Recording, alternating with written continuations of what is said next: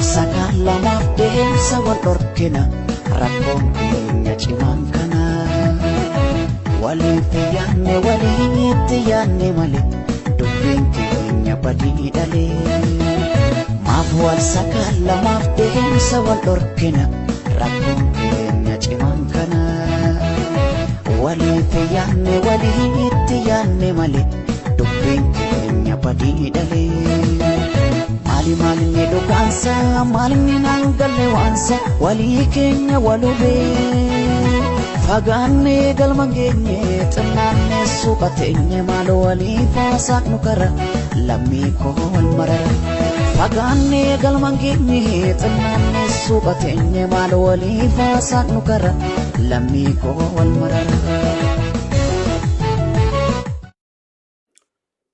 Uumat keenna fuula san jirtan cufaan nagaa san gaafanna babaaroofa fayyaa nageenni badhaadha saniin jenna. Ardhaa haasa gabaaba tokko kaasiin duraatti tochine isanii dhiyeessuu fi armi jirra. Haasa kana wanni adoo jala hin qabne anini duraa jechuu barbaadu. Marii tana atoo Hacaaluu Hundeessaa hin ijjeesiniin duraattu tochine turre. Tanaafi haali ammaan kan biyyitii eegii Hacaaluu Hundeessaa ijjeesan kee jirtu. Marii kan keessaatti hin gallee jechuu. Tanaafi atoo haasa kan gadi hin dhiisinu haalii ammaan kan eegee Hacaaluu Hundeessaa ijjeesan biyyi keessaatti uumam kun hin jiruufi haasa kan atoo gadi hin dhiisinu diqqoo tursine atoo ammoo haalii ammaan kan biyyitii kee jirti kee galuu baateellee wanni nu haasa kan keessaatti tochine agammaallee waan biyyi keennaaf rakkoo biyyi keennaatiin wal qabataati.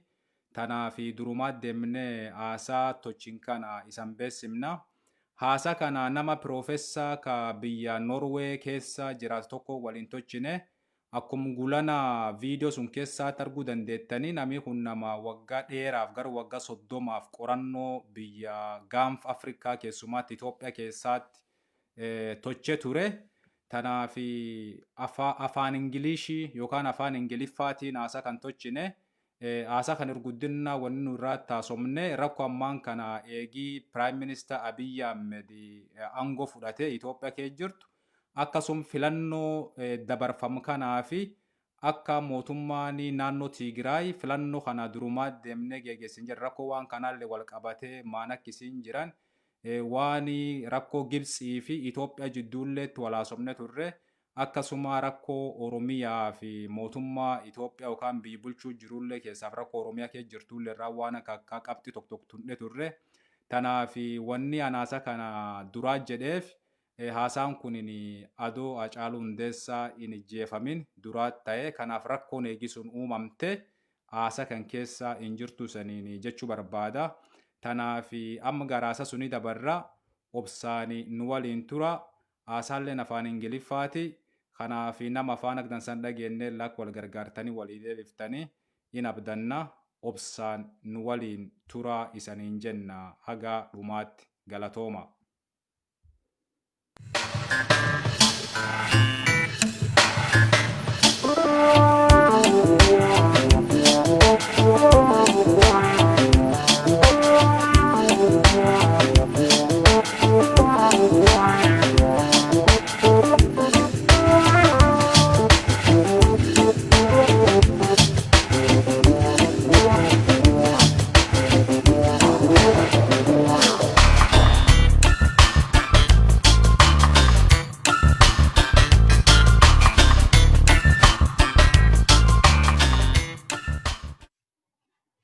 Uumat keenya fuula san jirtan cufaan nagaa san gaafanna babaaroofa fayyaa nageenni badhaadha saniin jenna.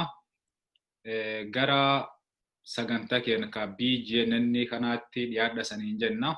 Guyyaa irra keessummaa tokko qabanne sanii dhiyaanne jirra. Keessummaa kana maqaan isaa Shettil Tronvool jedhani. Namni kun dhalata biyya Norweeti. Namni personally duraan beeku. Gaafani master thesis ki barreesse nama akka advisory ta'ee na gargaara ture. Akkasuma namni kun college Björknes University College jedhan keessatti biikan keessaa barsiisa. Nama waan Itoophiyaatii fi waan Horn of Africa irratti beekumsaaf dandeettii guddoo qabu ka qorannoo hedduu waan kan irraa duraan geggeessee jiru. Macaafa hedduullee barreessee jira. Macaafa hedduu kan inni asiin dura barreesse keessa tokko Itoophiyaa since Derg ka jedhullee namni kun waan kanarraa qoree jira. Akkasuma kitaaba mata dureen isaa Brothers at War ka jedhu waraan Itoophiyaa fi Eertiraa jidduurraatti nama macaafa barreesse ture. Eegisullee macaafa maqaan isaa War and the Politics of Identity in Ethiopia ka jedherraallee waan kana barreesse jira. Gabaabumaa wanni nu nam kana siit dhiyeessineef akka nama ila alaatiin rakkoo biikeen keessa deemuu jirtu laal tokkotti yaadii isa maanak ta'e nama mallee waa'ee siyaasa biikana beeku waan ta'eefi gisa hedduullee nam biikeessa irra dhaga'uu dandeenya ammoo ila alaatiin yoonni taa'ee ilaalu akkam akka inni yaadu waan Itoophiyaan ammaan tan kee jirti ilaalchisee waan kanarraa marii waliin tochina. So we are so glad to have you here, Mr. Shetil Tronvoll. I knew you from before. You were my advisor when I was writing my master thesis. And thank you so much for giving us your ample time to be with us today to discuss about political issues in Ethiopia. I have already mentioned or introduced you in Afan Oromo a little bit, but you can also say a little bit about who you are so that we can start with that. You are most welcome. Thank you so much for inviting me, Bodo, and it's a pleasure to be connected with you during this time too.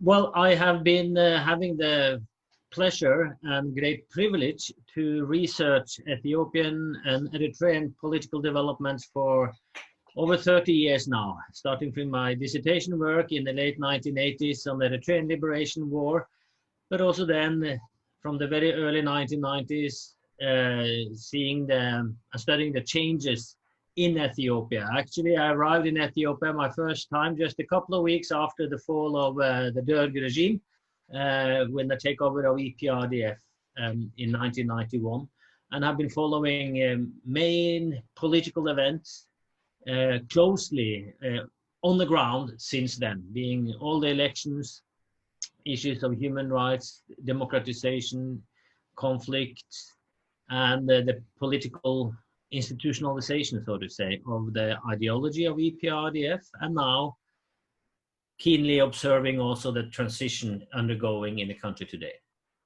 Thank you so much. That is actually where we are about the current reform in Ethiopia. Now, after the fall of TPLF, though it is still the same party, Abiy Ahmed or Prime Minister, the one that is spearheading this reform currently. What are your views on this reform? Because this reform is also shaky. There are a lot of issues going on in Ethiopia. There is instability and unrest. At the same time, this is a prime minister that is awarded a Nobel Peace Prize for his achievements within few days in office. Can you please give us your views? On one side, a prime minister that is awarded a peace prize because of his achievements. At the same time, the unrest and instability that is going on in Ethiopia. There are contrasting issues here. What are your thoughts on this? Well, when it comes to the current reforms, I think we need to remember that most of them were initiated before Abiy Ahmed took over the party and the premiership. The reform process were started within EPRDF due to the differences of opinion between the four component parties, but surely also as an effect of the Kero struggle, the youth struggle in Oromia in particular, but also later in Amhara region with Fano youth movement.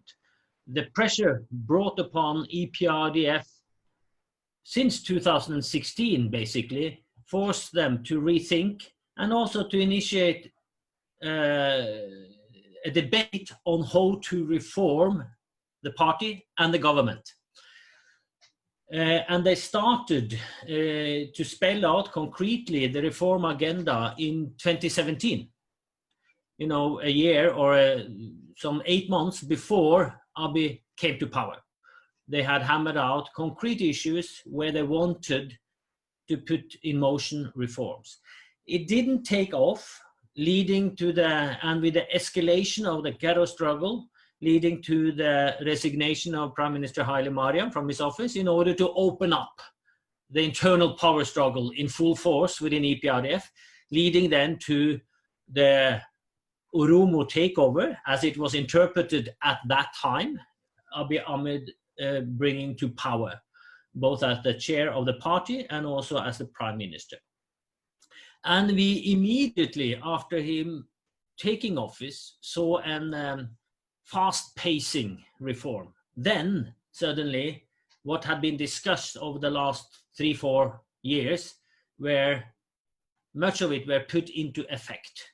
That you saw an immediate opening of political space in the country, that you saw the government or the prime minister inviting back exiled political parties and actors, that you saw initiative to reconcile some internal differences, and certainly also to enter into dialogue with President Isaias Afwerki of Eritrea, which then was the main motivation to grant him the Nobel Peace Prize seen from the Nobel Committee in Norway.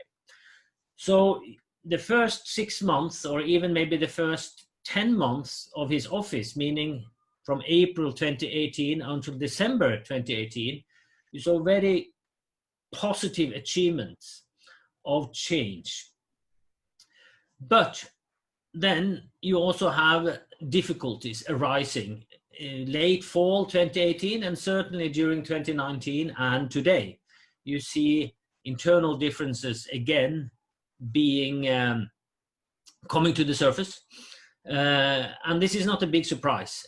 You know, reforming and opening up an authoritarian state as Ethiopia will surely lead to old conflicts coming up again to the surface, and also new conflicts being created because of the reconfiguration of the power at all levels of state in Ethiopia today. And in the midst of this, you see that not only is the politics of the state being transformed, but also the state-bearing party, EPRDF, was reformed and transitioned into something else, transitioned into Prosperity Party, which on the paper is quite opposite than what EPRDF was constituted as. The Prosperity Party as a unitary party, as a consolidated unitary party, with a way different procedures of how policies should be developed and implemented internally to the party, a very different procedures in how representation should be taken care of within the party up to the leadership rank, and a way different interpretation possibly of politics itself, what Ethiopia should be and how we should move forward in reforming Ethiopia than what EPRDF held. So there are multiple transitions going on in Ethiopia today, both at the state level, at the federal state level, at the regional state level, at the governing political party level. And this, of course, creates a lot of confusion, a lot of uncertainty and doubt, maybe. And mixed into all of this is, of course, an intense power struggle still continuing, both within the new state-bearing party, Prosperity Party. You see that with what's happening in the southern region. We can talk more about that later. But also surely that for the first time in multi-party democratic era of Ethiopia, you have a very strong and competent opposition party in Ethiopia, and I'm meaning in TPLF, which still hold then regional power in Tigray, and is on equal terms, more or less, with the federal government party in terms of strengths and capabilities and capacities to defend their own interest versus the federal government. So that is a whole new situation Ethiopia is entering into, where the federal government no longer can dictate policies from the top and being implemented at the smallest village in the rural area, as it used to be. That situation is no longer there. So in that way, Ethiopia is entering an uncharted territory, which will be interesting to see during a times of both election process coming up, but also, of course, during a time of a health crisis with the COVID pandemic. Yeah, thank you for your thought. But on one issue, so you mean currently the federal government of Ethiopia is not in control of all the regions in Ethiopia? That is what you mean? Well, certainly they're not in control of Tigray when it comes to dictating policies in Tigray. That's for sure. They cannot dictate anything in Tigray, more or less, without the consent of the Tigray regional government.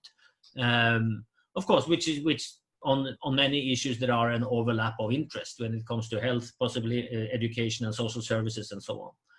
But when it comes to core issues of political development long-term in Ethiopia, and I'm meaning the primary discourse is the constitutional debate and how the Ethiopian state should be configured.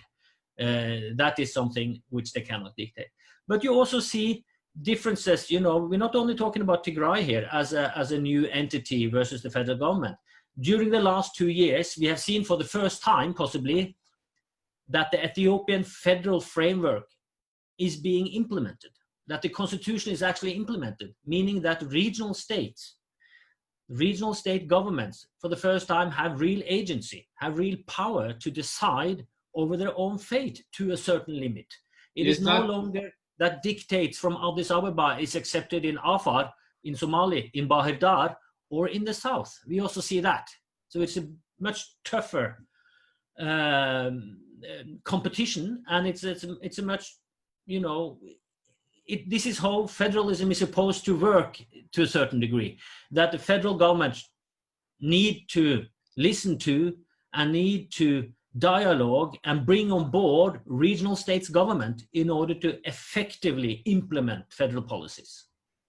Thank you. We will come to the details of all these points later on, but I read one of your article in Addis Standard, and in that article you listed some of the grievances that is felt by TPLF after they have left the center of power in Ethiopia. I don't go into the details of those points. We will put a link for our viewers to read if they are interested. But I will just grab one point.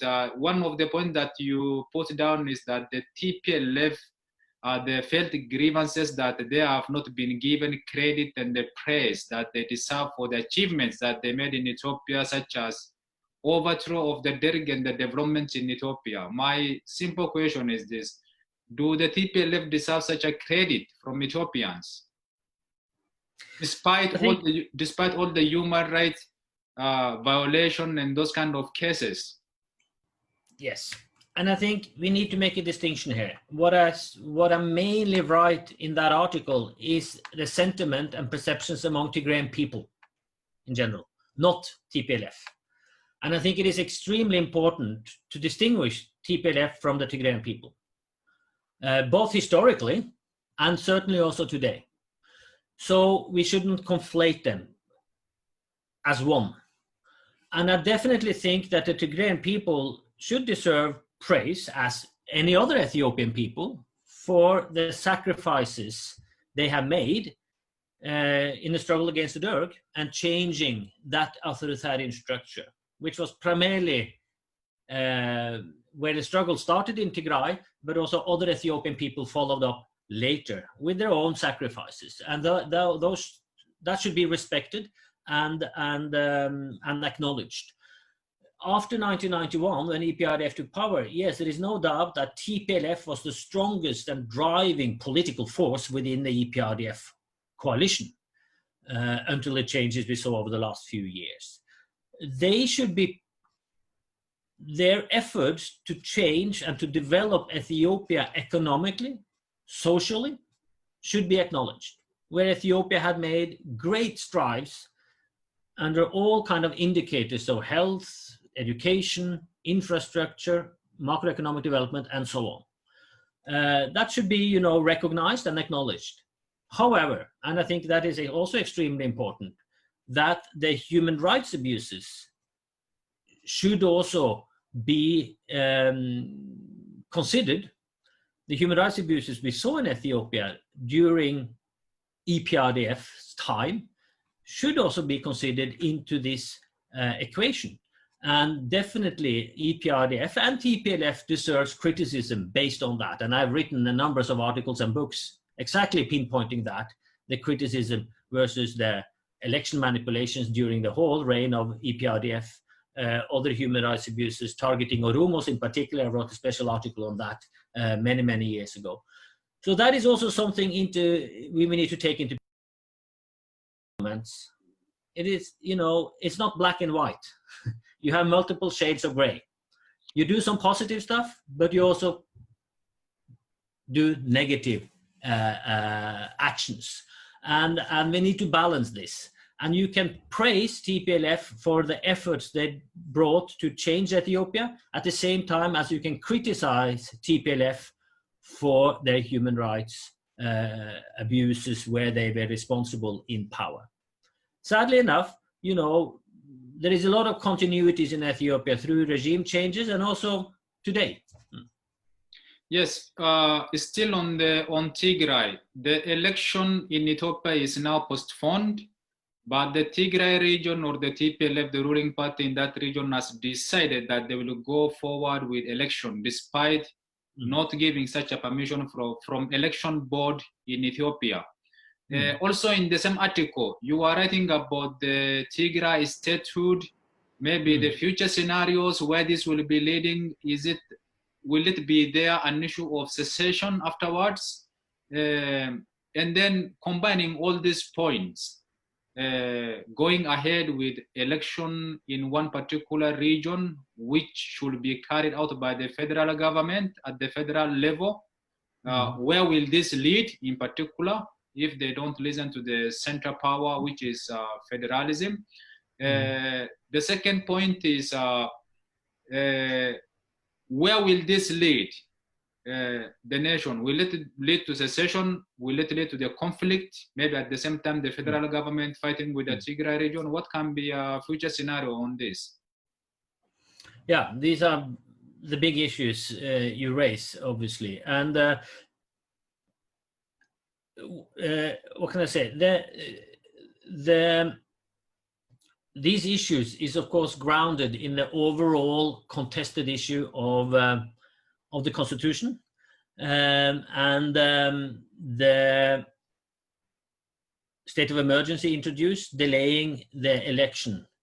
During this process, where the government of Ethiopia ended with asking for a constitutional interpretation through the institutions which are granted that authority, the House of Federation.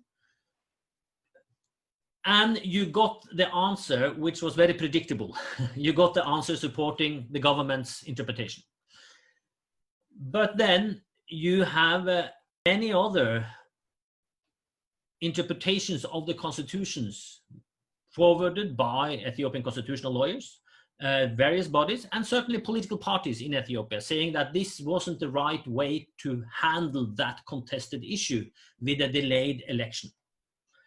And I think, viewing the situation in Ethiopia, also both in his historical context with the country's own transitions, but certainly in a comparative political context, I think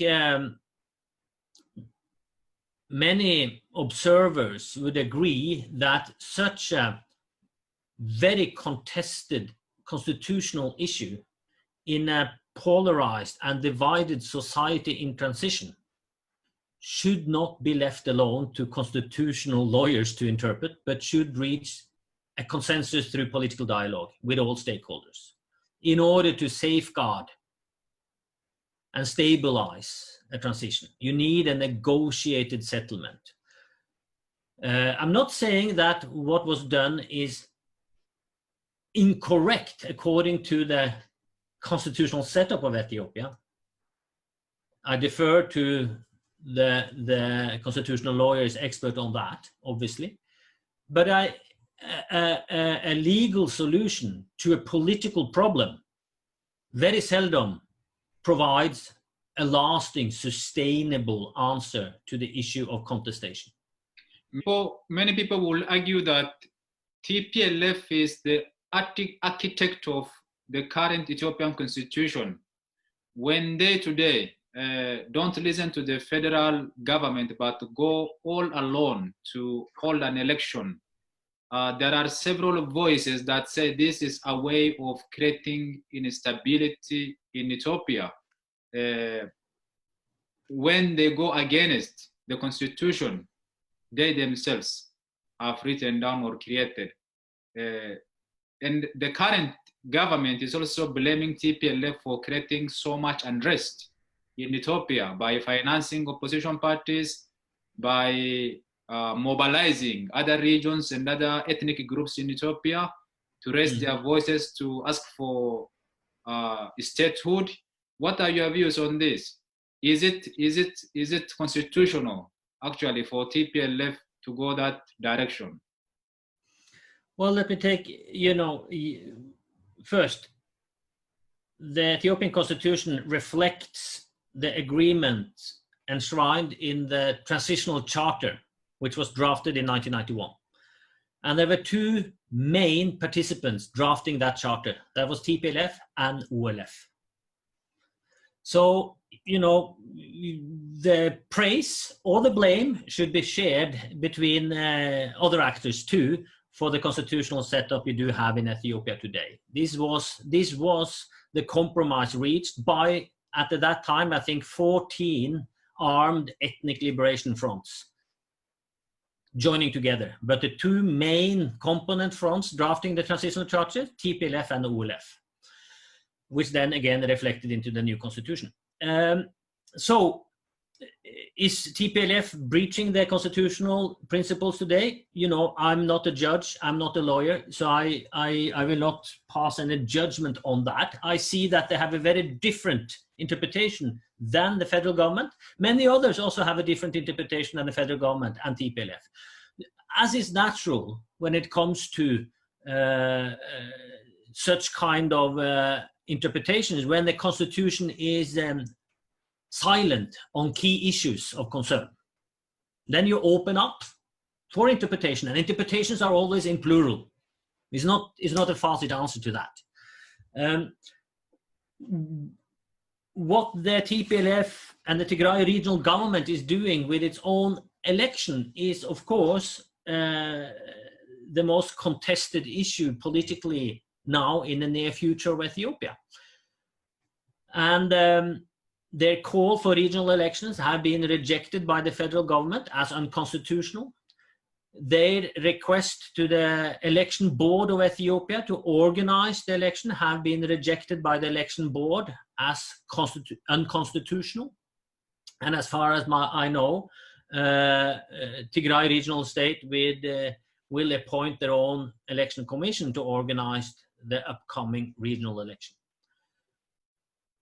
The Tigray regional government is under a double pressure from the federal government, but they are certainly under pressure from their own constituents and the new nationalist parties in Tigray, as I described in the article you referred to. There are particularly 3 new parties in Tigray, opposition parties, which are much more radical, if I can use that term, in relation to how they perceive a Tigrayan statehood and Tigray's position in relation to West Ethiopia. And suddenly, you also have the emergence of the Tigrayan youth movement, Tigrayan intellectuals, who have a very much different understanding and position than the old TPLF on how to relate to West Ethiopia. And I think in this, you see that TPLF, the leadership, have changed their positions quite remarkably over the last 6 months to 1 year on this very issue, which is also interesting to observe that they need to listen to their own constituents and grassroots in a different manner than they have ever done before. they are, from the point of view of at least the vocal Tigrayans, they are pushed away from their old position into something else. And I think the demand to, because this is a pressure, you know, emanating from also a demand of reform and change in Tigray by the Tigrayan people. They want a reform of TPLF much more thoroughly than we've seen a reform at the federal level. They want regional and local accountability. And one way to push for that is, of course, to have a new regional council in Tigray. They want new people. They want new political leaders. I'm not saying a new party necessary, but new individuals in the council. Not the old cadres being kind of selected and handpicked by the TPLF itself. They want people representing the grassroots, representing the constituencies. And they are pushing hence for the regional elections to have a new push forward for reform in Tigray too. It's not only relating to not wanting to be part of Ethiopia. It's relating to also having reforms in Tigray. This we also need to factor in. So I think it is much more complicated than what appears at the kind of media discourse, what's happening. But I'm certainly concerned with the way forward and with the decision to push forward for a regional election in Tigray, going counter to what the federal government and federal institutions are claiming as constitutional. Because that's an escalation of the internal conflict in Ethiopia. And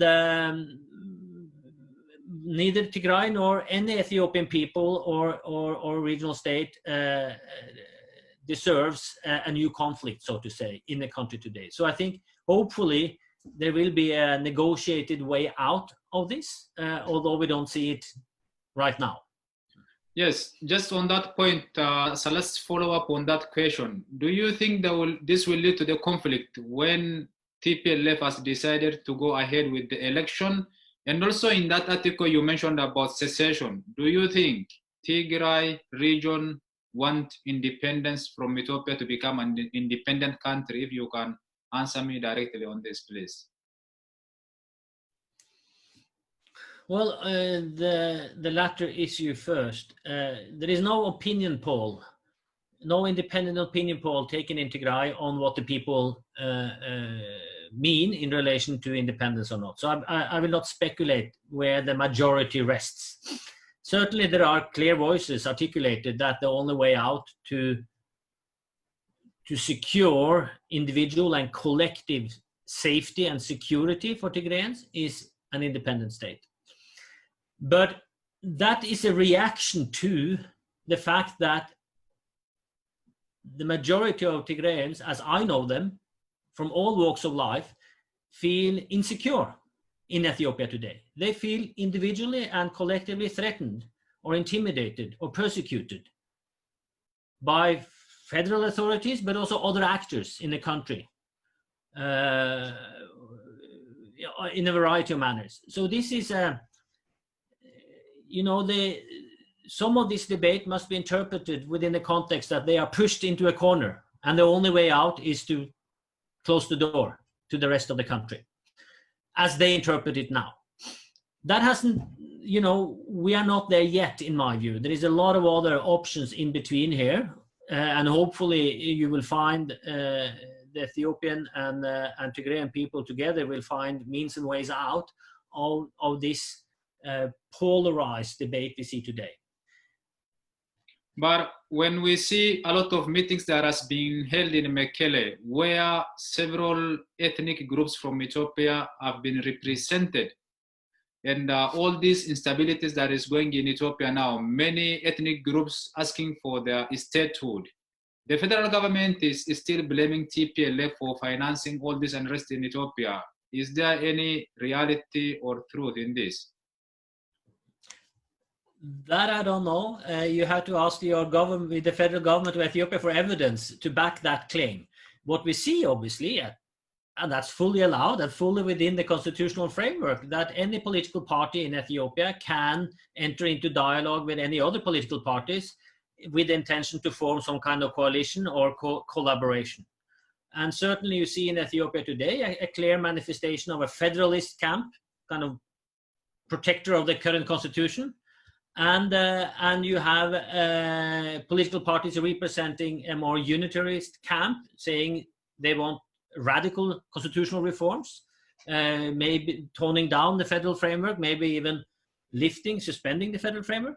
And you have somewhere in between, some parties arguing for a modified constitutional reform, where maybe Prosperity Party is. So the fact that TPLF talks with other ethnic-based parties with a common interest to protect the current constitutional framework is only natural. It is an election year after all, or we are entering an election race. And you see the strongest propagandist for the current framework is Oromoo Federalist Congress with Merera Gudina, Bekele and Jawar, who really are also linking up with a lot of other ethnic parties from the southern region and other regional states in order to protect the current rights and principles enshrined in the current constitution. Yes, with regards to Oromo struggle, there was an understanding that with the coming to power of Abiy Ahmed, who is regarded as an Oromo, they will be at the helm of power. But what we see recently is that the support for Prime Minister is declining, and there is still continuing instability in Oromia itself. Briefly, what are your views with regards to, we have talked a lot about Tigray region. Just if you can briefly mention about the issues that is going on in Oromia region, in a country that is led by someone that is regarded as an Oromo and came to power through the struggle by Kero. If you can just briefly give us your views on this. Yes, no, that's one of the most fascinating changes we do see in terms of political discourse in Ethiopia. And I remember when Abiy took power, or OPDO at that time, it came forward as the strongest component party within EPRDF. Just before the vote, I recommended in a Twitter tweet that that OPDO should wait. The Oromo should wait to claim the center, because if they do claim the center now, they will be forced to gravitate towards an Ethiopianist agenda, because you are responsible for the whole country. So better let things fall apart, and you can pick up the remains after 2020 was some kind of my comments. And that's what you see. But that OPDO and now then the new Prosperity Party has gravitated towards an Ethiopianist agenda on a higher pace than we ever anticipated. And that's, you know, as a political observer, as a political analyst, that's quite puzzling to me. Exactly as you say, OPDO and Abiy Ahmed were brought to power by the Kero, by concrete demands and concrete motivations of Oromo grievances, both within Oromo regional state, but certainly also versus the federal government. And the principle of Oromo first policy, so to say. What we see today then is something totally else, something totally different. And at least how the Oromo constituency has been interpreted, the Prosperity Party projects a different policy than mainstream Oromo policy. And that's a, you know, that's a risky gamble in an upcoming election, that you want to project a policy which doesn't necessarily resonance with the majority of your core base. Because as of now, Abiy Ahmed's core constituency has been interpreted as a Oromo constituency. But that is probably changing. That his core constituency are no longer a Oromo constituency, but something else. Some other part of Ethiopia, which have sympathy and which support the more pan-Ethiopianist discourse, which is a fully 100% legitimate discourse. I'm not saying that. It's a 100% legitimate political discourse in Ethiopia to argue and advocate an pan-Ethiopian platform. No doubt about that. But it's puzzling because it probably goes counter to mainstream interests in Oromia, which is his core constituency. Yes, thank you very much. Another point is there is a rise of demand for statehood in Ethiopia now. Sidama has gained their own statehood. Walaita is now claiming statehood. Gurage is now claiming statehood. There are also other several ethnic groups that are coming up now or later. Now, my question is, do you think ethnic-based federalism is the best way forward for Ethiopia? Ethnic-based issues are really troubling in Africa. This is an issue that many countries in Africa are trying to shy away from, that they don't want even to mention, that they want to defeat. But this is anchored in Ethiopia as a way of life or as a solution to political problems in Ethiopia. Do you think Medemmer ideology that is brought about by Abiy Ahmed is going to replace ethnic-based federalism, or do you think ethnic-based federalism is still a way forward for Ethiopian people? What do you think?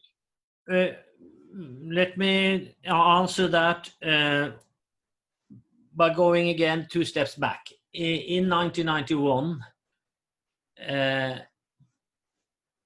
the change of power were instigated by a dozen or more ethnic-based resistant movements. At that time, there were no active pan-Ethiopian resistance movement in Ethiopia. The EPRP were thrown out sometimes earlier.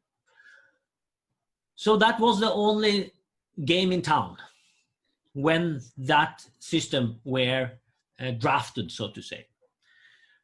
And I think at that time, you know, that was seen upon by the key actors as the only way to solve the distrust from the periphery versus the center, from the ethnic groups versus a central government. Because the central government of Ethiopia until that time had always been authoritarian and suppressive versus cultural, language rights and political autonomy rights for ethnic groups. But when such a system had been then constitutionally enshrined for 30 years, more or less, but not fully implemented because of still a centralized party. As we said, the federal principles have really never been tested in Ethiopia because the federal government has always kept back the power, although the constitution said it should be devolved. So I think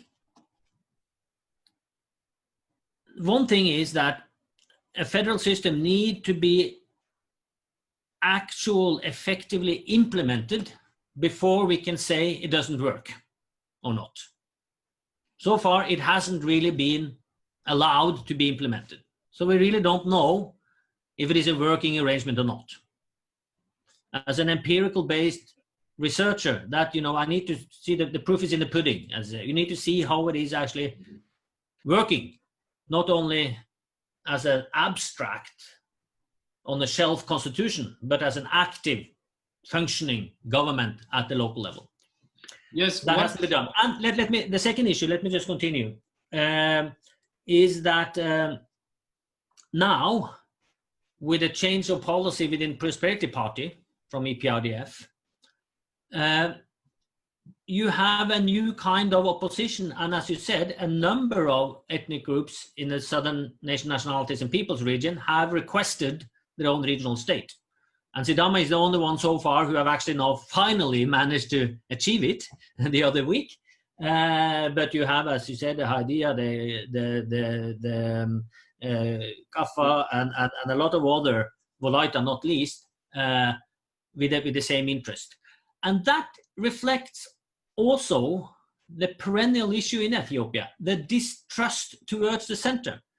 These sentiments doesn't evolve in a vacuum.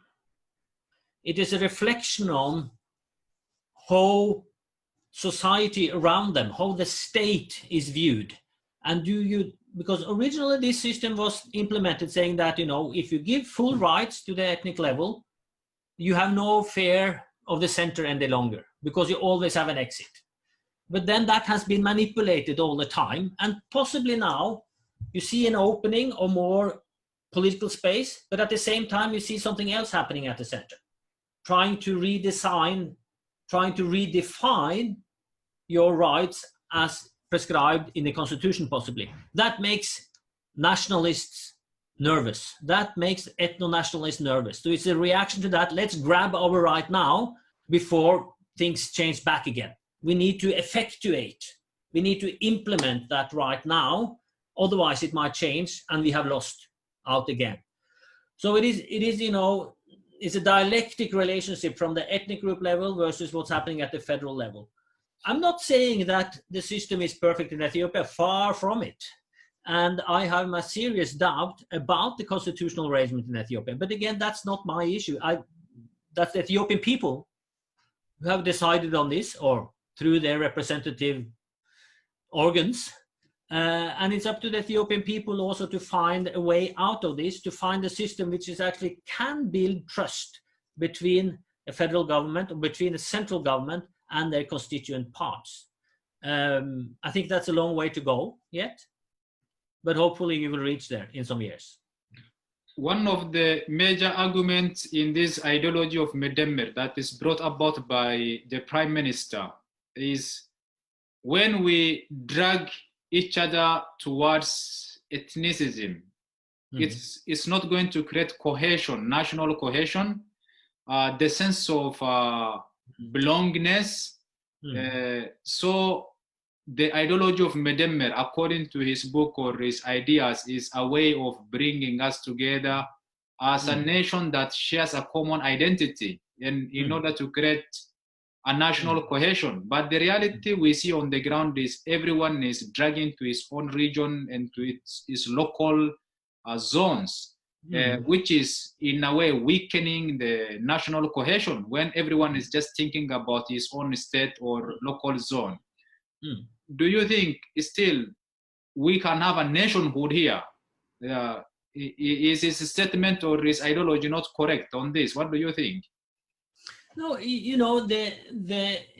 interpretation of the effect of this is an adequate interpretation, but the origin of it might differ with the Prime Minister.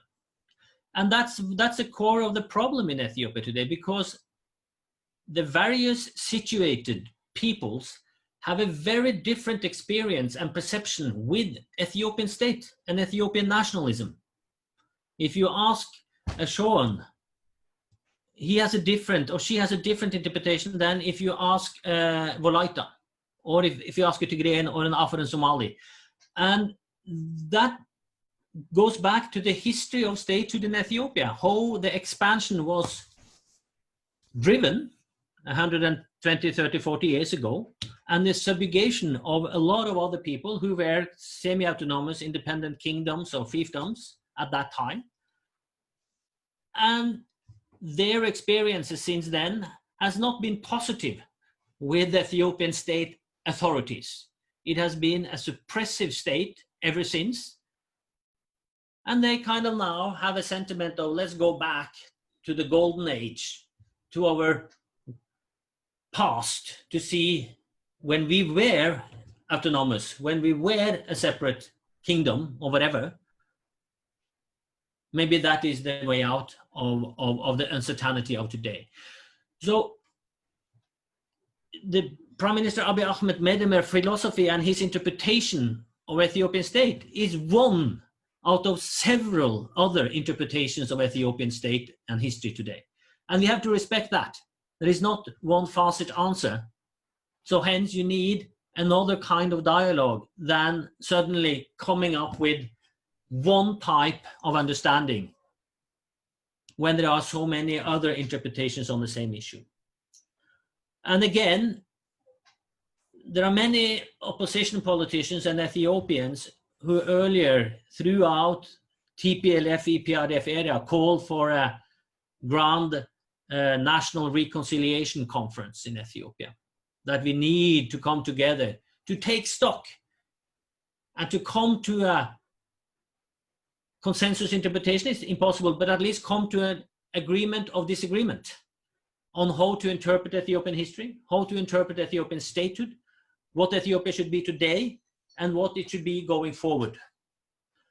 That is still in the air, so to say. And I think as long as all these parallel histories are actively nurtured by political activists, and they are, by ethno-nationalists all over Ethiopia, but that resonance with their local constituencies, you cannot stop this, and you cannot blame this only on the multinational constitution. It is part and parcel of the Ethiopian discourse, and it has been for decades or centuries, but it has been a subjugated discourse. Now it is allowed to come up to the surface.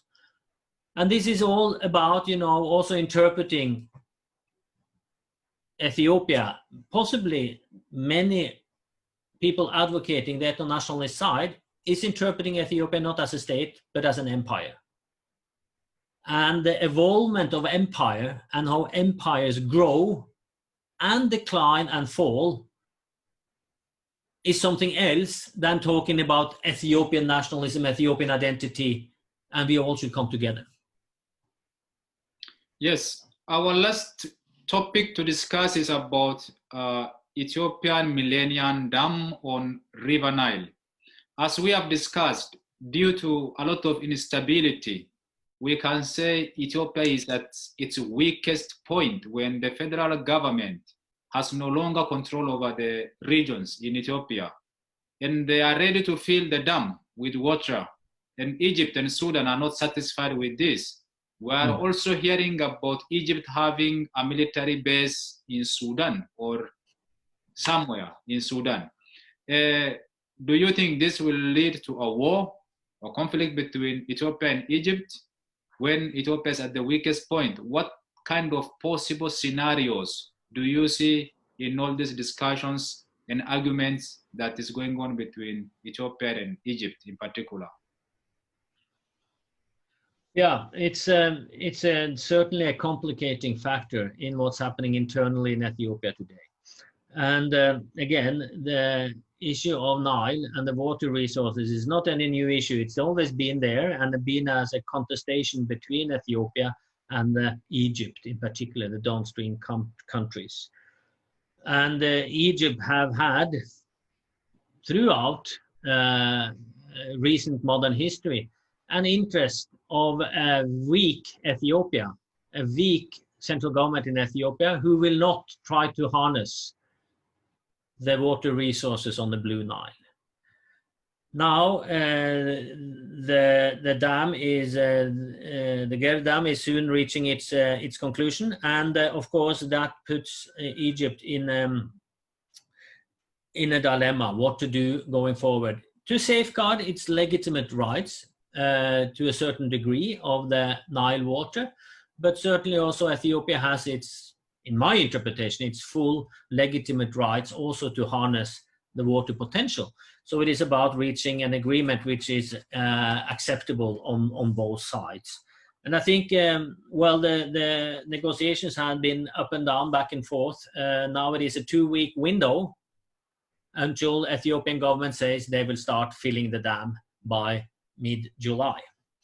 And we know that Egypt has sent a request to the UN Security Council, which will, I think, actually discuss the issue in the session this evening on it, if they take it up for debate.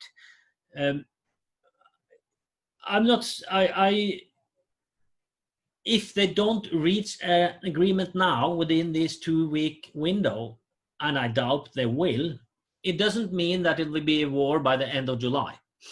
Because although Ethiopia starts filling the dam now in July, the effect downstream will not be felt for a year or two, because they will just use, I think it is a 10%, 1/10 of the water will be held back.